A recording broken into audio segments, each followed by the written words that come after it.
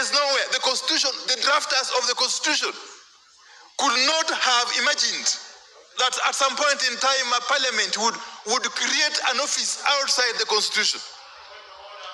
Would create an office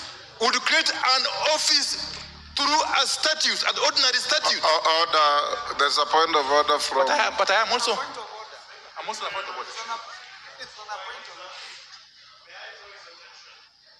order. Use the mic. It's on a point of order.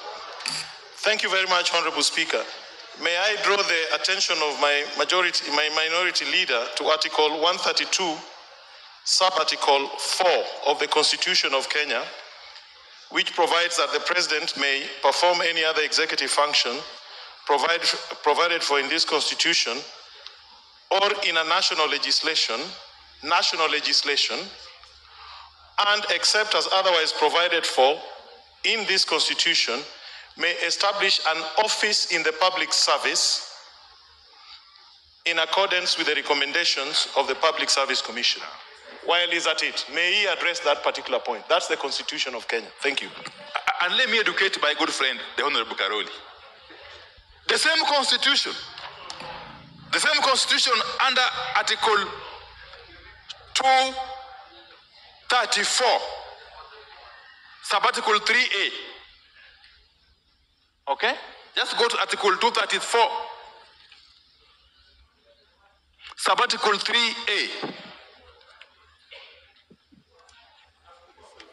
And it says clauses 1 and 2 shall not apply to any of the following offices in the public services. One is state offices.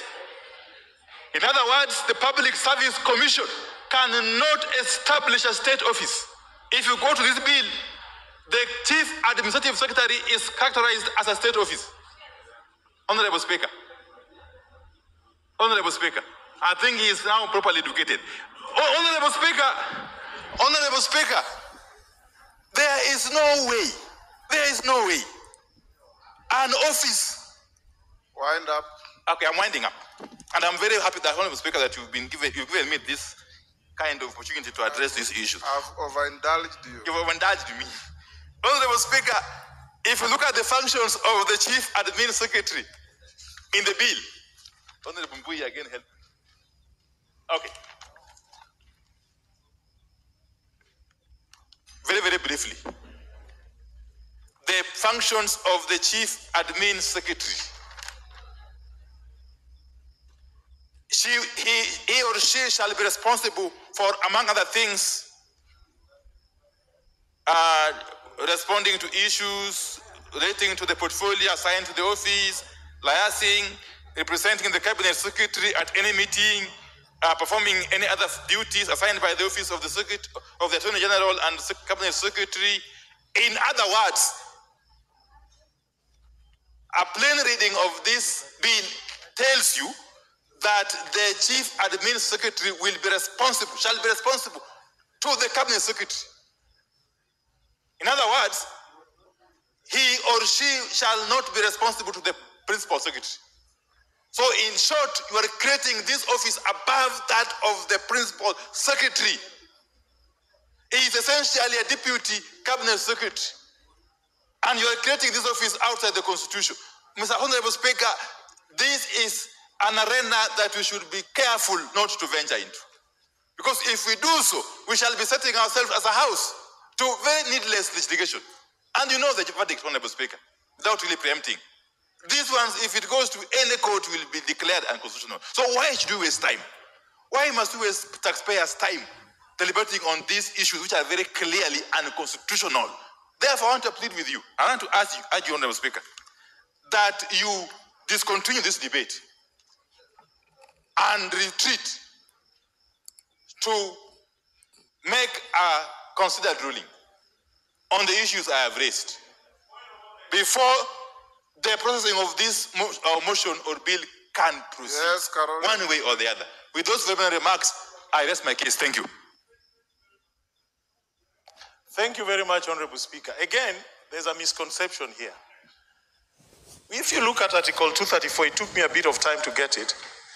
The powers of the public service, the disciplinary powers of the public service, the power to hire, fire, and discipline, are what are restricted in terms of how they exercise those powers in relation to state officers. Because there are special procedures for state officers when you exercise those powers as a public service. And I can give him an example. I was the first chief of staff in the Republic of Kenya.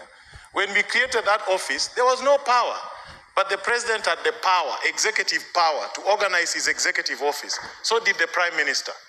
So there are offices in a presidential system of government that are created not necessarily by law. If you check the history of chief of staff in the United States, the first holder was a presidential appointee by executive order. And over time, it has gained currency. Simply because in a presidential system, such as the one we have, there are officers that cannot exercise both cannot interface in a presidential system with parliament. So in a presidential system such as the one in the United States, the presidents have their chiefs of staff who can exercise both bureaucratic power as well as executive power and interface politically with Congress. And that power is vested in the president.